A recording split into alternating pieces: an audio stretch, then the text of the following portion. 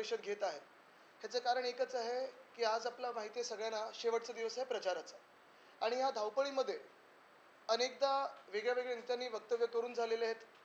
जी महाझुटी महायुती आहे त्यांच्याकडून फसव्या योजना देखील आलेल्या आहेत आणि हे सगळं होत असताना गेले 2 वर्ष आम्ही जे लढत आहोत ते या राजवटीच्या विरुद्ध लढत आहोत, या गद्दारांच्या विरुद्ध लढत आहोत आणि जे मी नेहमी सांगत आलेलो आहे की हे गद्दार ह्यांनी गद्दारी फक्त उद्धव साहेबांशी नाही केली, नुसतं शिवसेनेशी नाही केली, नुसतं पवार साहेबांशी नाही केली, तर मग एका बाजूला जी लूट चाललेली आहे, मागच्या वर्षीचा रस्त्याचा घोटाळा असेल, या वर्षीचा रस्त्याचा घोटाळा असेल, सॅनिटरी पॅड वेंडिंग मशीनचा घोटाळा असेल, वेताळ टेकडीचं जे काही त्यांना नाश करायचं ते असेल, पुण्यामधलं रिव्हरफ्रंट डेव्हलपमेंटचं असेल, हे सगळं होत असताना दुसऱ्या बाजूला आपण पाहतोय महिलांवर अत्याचार, महिलांवर जे काही हात उडवण्याचा प्रयत्न आहे तो वाढत चाललेला राज्यामध्ये.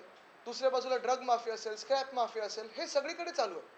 पण हे चालू असताना शेतकऱ्यांचं जे जे नुकसान झालं असेल, दुष्काळात असेल, कधी सततचा पाऊस असेल, कधी गारपीट असेल, कुठेही मदतीचा हात ह्या एकनाथ शिंदेच्या सरकारकडून, भाजपच्या सरकारकडून आला नाही. पण एक आरोप जो आम्ही नेहमी लावत पण आलो आणि सिद्ध पण करत आलो, कारण आम्हाला डॉक्युमेंट्स आमच्याकडे आहेत, तो महत्त्वाचा होता की हे सरकार ना शेतकऱ्यांचं आहे, ना महिलांचं आहे, ना युवांचं आहे. हे सरकार फक्त आणि फक्त कॉन्ट्रॅक्टरचं आहे आणि या सरकारचे मालक अदानी जरी असले तरी अदानीसोबत ह्यांचे आवडते कॉन्ट्रॅक्टर आणि ह्यांचे आवडते बिल्डर ह्यांचं सरकार आहे. 2-3 गोष्टी ज्या प्रामुख्याने मांडायच्या त्या ह्याच आहेत. काल उद्धव साहेबांनी तर सांगितलंय की आमचं सरकार बनल्यानंतर धारावीकरांना हक्काचं घर देऊ, पण ही निविदा आहे ती रद्द करू. तशीच दुसरी गोष्ट म्हणजे एकनाथ शिंदे आणि भाजपला जे कोळीवाडे आणि गावठाणं खायची आहेत त्याची देखील पत्रकार परिषद मी घेतली होती. क्लस्टरच्या नावाखाली एकनाथ शिंदे आणि भाजपला गावठाणं खायची आहेत, कोळीवाडे खायचे आहेत, ते आम्ही होऊ देणार नाही. त्या हाऊसिंग पॉलिसीची होळी करू. पण आज एक धक्कादायक माहिती येते, कारण एकंदर जर आपण पाहायला गेलं तर शेतकऱ्यांमध्ये असेल किंवा कुठेही असेल, म्हणजे जुनी पेन्शन योजना सरकार बोलते पैसे नाही. अजून काही योजना म्हणजे आता सोयाबीनला 7,000 रुपये जे आम्ही सांगितले त्याच्यासाठी भाजप बोलतं त्यांच्याकडे पैसे नाहीत, एकनाथ शिंदे बोलतात पैसे नाही आहेत. कुठेही म्हणजे कोणाला मदत करायची असेल तर पैसे नाही सांगतात, पण बरोबर जेव्हा कॉन्ट्रॅक्टरला मदत करायची असते तेव्हा पैसे कसे येतात त्यांच्या तिजोरीमध्ये हे यांनाच माहिती आहे. आणि म्हणून आम्ही याची सखोल चौकशी ती करणार आहोत. हे कुठच्याही थराला जाऊ शकतात. आज आपण पाहिलं असेल मागाठाणेमध्ये एक पत्रक फिरवलेलं आहे त्यांनी की आमचे जे पाटेकरजी आहेत त्यांनी पाठिंबा देऊन टाकलाय मिंदेंना. जर मिंदेंना पाठिंबा द्यायचा असतं तर तेही सुरतला पळाले असते. पाटेकरची लढत आहेत, आज पोलीस स्टेशनला बसलेले आहेत, पण ज्यांनी खोटी ती सही खोटी केली, त्यांची फोर्जिंग केलेलं आहे. त्यांनी याद राखावं की आमचं सरकार येत आहे, जिथे जिथे प्रिंटिंग झालं असेल तिथे पण आम्ही कारवाई करणार आहोत ह्या सर्व प्रिंटर्सवर. आणि हे कोणी बनवलं आम्हाला माहिती आहे, कारण मिंदेंच्या गँगमध्ये 1-2 लोक आमचे पण जुने ओळखीचे आहेत ज्यांना तिकीटं मिळाली नाहीत, ते सांगतात आम्हाला काय काय, समवयाचे पण असू शकतील. पण असो, आज तुमच्या समोर जो घोटाळा आणणारा मी तो महत्त्वाचा आहे, तो MMRDAचा आहे. तो सरळ सरळ एकनाथ शिंदेच्याच खात्यामधला, नगरविकास खात्यामधला आहे. आपल्याला माहिती आहे की मेट्रोची अनेक कामं मुंबईत चालू आहेत, MMR मध्ये सुरू आहेत आणि ही कामं अनेक ठिकाणी अजूनही पूर्ण झालेली नाही आहेत. पण एक देखील तुमच्या लक्षात आलं असेल की ह्या सगळ्या मेट्रो पिलर्सना वरचं काम पूर्ण व्हायच्या आधी, गर्डर लागण्याआधी रंगवून टाकलेलं आहे. म्हणजे काम पूर्ण व्हायचं आहे, पिलर पहिला लागलेला आहे तरी रंगरंगोटी झाले, फिनिशिंगचं काम झालंय, परत गर्डर लागताना जे काही परत धूळ फेकवणार त्याच्यावरती आणि मग परत रंगवायचं. पण हेच करत असताना रंग कुठचे वापरलेले आहेत, एस्केलेशन कितीचं दिलंय, हे जर पाहिजे 26/12/2022चं MMRDAचं पत्र, हे आणि हे दोन्ही पत्र 26/12/2022ची आहेत. ह्या पत्रामध्ये त्यांनी नमूद केलेलं आहे मीटिंग विथ CMRS, म्हणजे जे रेल्वेचं टेस्टिंग वगैरे बघतं ते, ही संस्था आहे CMRS, regarding inspection of metro line 2A and 7 for applying any anti carbonation paint.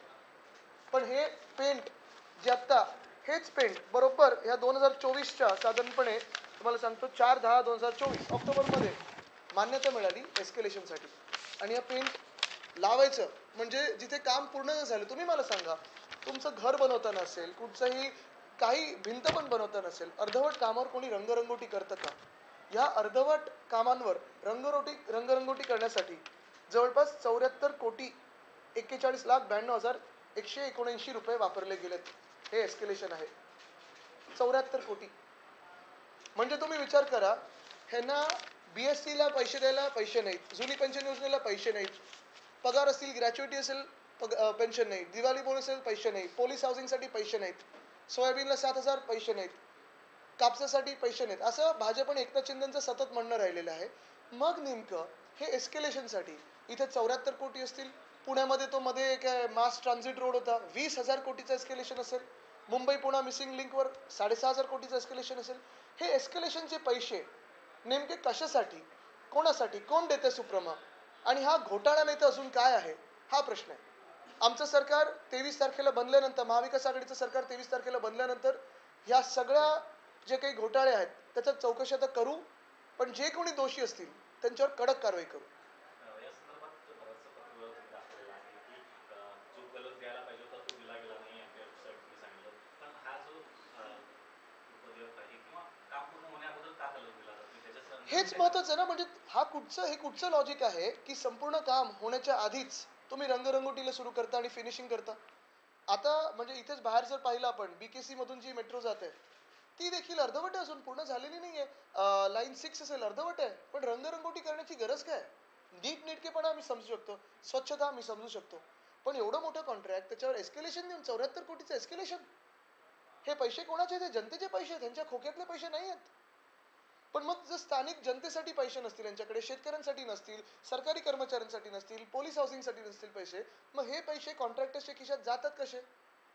हा देखील एक मोठा विषय झालेला आहे राज्यामध्ये. काम पूर्ण झाल्यानंतर परत त्याला करावं लागेल. करायलाच लागणार आहे, करायलाच लागणार आहे. म्हणजे काम पूर्ण झाल्यानंतर हे 74 कोटी आहेत ते फुकट, त्याच्यावर अजून त्यांना करायला लागणार. कारण मेट्रो वन जी घाटकोपर वर्षावाली सुरू झालेली आहे त्याची क्लिअर अजून देखील तसंच आहे, त्याला कुठेही रंगरंगोटी बघा, मी ह्याला पण ऑब्जेक्शन घेत नाही. रंग काय ठेवायचे, कलर स्कीम काय ठेवायचे, हा निर्णय असतो. पण काम पूर्ण व्हायच्या आधी तुम्ही फिनिशिंगचं टेंडर काढता आणि 74 कोटी त्याच्यात उडवून टाकता. हे कसं, कुठचं राज्य आहे, कसं चालतं हे शासन? ह्याच्यात फायनान्स मिनिस्ट्रीने काही लिहिलंय की नाही की हे एकनाथ शिंदेचं खातं म्हणून कोणी काही लिहित नाहीये, नुसतं सगळे खात्यात. आज एक धक्कादायक चीज सबके सामने लाना चाहता हूँ. मुंबई में काफी सारे मेट्रो वर्क्स चल रहे हैं और इन्हीं मेट्रो वर्क्स में मेट्रो का काम पूरा होने से पहले भी, गर्डर लॉन्चिंग होने से पहले भी टेंडर निकाले गए हैं लगभग 74 करोड़ के, 74 करोड़ के. और इन्हीं 74 करोड़ में जो पैसा उड़ाया जा रहा है वो कॉन्ट्रैक्टर्स पर उड़ाया जा रहा है. आज जो भाजपा सरकार है, एकनाथ शिंदे सरकार है, कहती है किसानों के लिए कोई अगर तकलीफ हो तो मदद करने के लिए पैसा नहीं है, पुलिस हाउसिंग के लिए कहते हैं पैसा नहीं है, ओल्ड पेंशन स्कीम के लिए पैसे नहीं है, कोई भी नागरिकों के विषय हो, जनता के विषय हो, तो भाजपा और एकनाथ शिंदे कहते हैं कि पैसा नहीं है, हम संभल के चल रहे हैं. लेकिन अगर कॉन्ट्रैक्टर्स का विषय हो तो पैसा तो बहुत है इनके पास. 74 करोड़ की एस्केलेशन सिर्फ पेंटिंग जॉब ने, जिसमें काम पूरा भी नहीं हुआ है. काम पूरा होने पे वापस एक बार ऐसे ही टेंडर निकालना पड़ेगा, और ये तो 74 करोड़ का है, उसका लगभग दुगना हो जाएगा क्योंकि पूरा गर्डर का भी पेंटिंग तो बाकी है. और ऐसे पेंट लगा है जिसको सीएमआरएस ने 2022 में ऑब्जेक्शन दिया है. तो ये कौन सी बात है, क्या बात है, कैसे सरकार चल रही है या चल रही थी अभी तक, यही सबसे बड़ा विषय बन चुका है. आज चुनाव प्रचार का भी आखिरी दिन है. कल हमने देखा कि आप लोगों की तरफ से जो चुनाव प्रचार हुआ उसमें कई सारी बातें कही गई. आप लोग बार बार चुनाव प्रचार में कह रहे हैं कि हमारी सरकार आएगी तो हम लोग जेल भेजेंगे. किसे जेल भेजेंगे, क्यों जेल भेजेंगे? जेल जो भ्रष्ट लोग हैं इस सरकार में उन्हें तो जेल भेजेंगे. जिन लोगों ने नागरिकों पे दादागिरी की है, गुंडागर्दी की है, चिंदी चोरी की है, हैरान किया है, कभी कोई नर्सरी स्कूल से 50,000 रुपए लेता है, कभी कोई इंडस्ट्रीज को भगाने के लिए पैसा लेता है, कभी स्क्रैप के माफिया बनते, कभी ड्रग के माफिया बनते, इनको तो हम जेल भेजेंगे ही, लेकिन फ्री एंड फेयर प्रोसेस के बाद, कोई विंडिक्टिव प्रोसेस नहीं रहेगी. लेकिन दूसरी चीज इसमें अहम है कि आप देखिए तो मुंबई में हो या महाराष्ट्र में हो, कल ही पंकजाताई मुंडे ने ये बात कही है कि लगभग 90,000 लोग गुजरात से आए हैं मुंबई और महाराष्ट्र को प्रभावित करने के लिए. यानी एक ही बात तय है कि अगर महाराष्ट्र में महाविकास आघाड़ी चुनाव जीतेगी तो महाराष्ट्र की जीत होगी, अगर महाराष्ट्र में भाजपा जीतेगी या एकनाथ शिंदे जीतेगी तो गुजरात जीतेगा. ये ऐसे बात अभी स्पष्ट हो चुकी है. पंकजाताई ने तो ये बात कल कह दी सभा में कि गुजरात से 90,000 लोग आए प्रचार के लिए महाराष्ट्र में. क्यों आए, क्यों हमारे लोगों को प्रभावित करना चाहते हैं? इतना क्या है इस महाराष्ट्र में कि गुजरात से 90,000 लोग आए हमारे लिए प्रचार करने के लिए, गुजरात भाजपा के लिए प्रचार करने के लिए. उद्धव जी ने भी कहा कि जो हम पे हमला करेगा उसे हम काटेंगे और जरूर काटेंगे. तो उसमें दो राय कहाँ है? आचारसंहितेच्या बाबतीत टेंडर निघाले, कॉन्ट्रॅक्ट देखील देण्यात आले होते अवघे काही दिवस आधीच. पण या संदर्भात देखील आपलं सरकार आल्यावर आपण समिती नेमणार आहे की त्याची? बघा, तुम्हाला सांगू एक महत्त्वाचं, आम्ही तर पहिलं सांगितलं आमची पंचसूत्री जाहीर झाली. महिलांसाठी 3,000 रुपये, 6 गॅस सिलेंडर, ST BST बस पास मोफत, सगळ्या शहरांमध्ये बस पास मोफत आहे. तसंच 25 लाखापर्यंत कॅशलेस ट्रीटमेंट आहे आरोग्याची. तरुण बेरोजगारांना 4,000 रुपये देणार आहोत. जातीय जनगणना करणार आहोत. शेतकऱ्यांना 3 लाखापर्यंत कर्ज माफ करणार आहोत. पण हे सगळं आम्ही एका बाजूला करत असताना भाजपची नुसते एक सूत्र कारभार चालू आहे, एक पात्री कारभार चालू आहे. सबका मालिक अदानी आहे. धारावी पण अदानीच्या घशात, कोळीवाडे पण अदानीच्या घशात, गावठण पण अदानीच्या घशात, डोंगर पण अदानीच्या घशात, लेक्स पण अदानीच्या घशात. कधीतरी अपचन होणार की नाही? जेलुसील द्यायला लागणार की नाही त्यांना? मग समिती बसवणार का या सगळ्या समिती काय, मंत्रिमंडळच आमचं बसून महाविकास आघाडीचं हे सगळे जे निर्णय आहेत, महाराष्ट्र हिताचे निर्णय, आपल्या भूमिपुत्रांचे निर्णय आम्ही घेऊ. काल DKCली सभा झाली त्यामध्ये त्यांचे फोटो ट्विट केले आहेत मुंबई भाजपने. चांगलं ना, पण ते स्वतःच्या सभेतले पाहावे त्यांनी. शिवतीर्थांवर सभा घेण्याची हिंमत केली. ज्या शिवतीर्थांवर माझ्या आजोबांचं म्हणजे वंदनीय हिंदू सम्राट बाळासाहेब ठाकरेंचं स्मृतीस्थळ आहे, तिथे त्यांचा अपमान करून, ज्यांनी त्यांचा पक्ष फोडला, त्यांच्या मुलाला नकली संतान म्हटलं, त्यांनी तिथे येऊन सभा घेतली.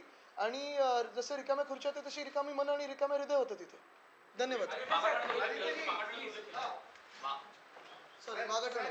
तुम्ही सर मागाठाण्याचा उल्लेख केला, त्यामध्ये तुमचे तिथले उमेदवार हो. उदेश शांताराम पाटेकर यांच्या विरोधामध्ये किंवा यांच्या नावाने एक पत्रक छापलेलं आहे आणि ते पत्रक सध्या वाटत सुरू आहे. बघा, भाजपच्या प्रकाश मनात आंबेडकरचं नाव समोर येत आहे. भाजप आणि एकनाथ शिंदेच्या मनात एवढी भीती आहे आणि हे कोणी केलं आम्हाला कळलेलं आहे. हे टॅक्टिक पण आम्हाला माहिती आहे त्यांनी काय केलेलं आहे. पण हेच जे पत्रक आहे, जर निवडणूक आयोगाने ह्यांच्यावर कारवाई केली नाही आणि ते जे कोण ते नाही, दुसरं नाव काय त्यांचं, जाऊ दे, कशासाठी फेमस झाले मला माहित नाही, पण त्यांच्यावर निवडणूक आयोगाने कारवाई केली नाही तर आम्ही समजू निवडणूक आयोग हे भाजपची भांडी घासतं. धन्यवाद.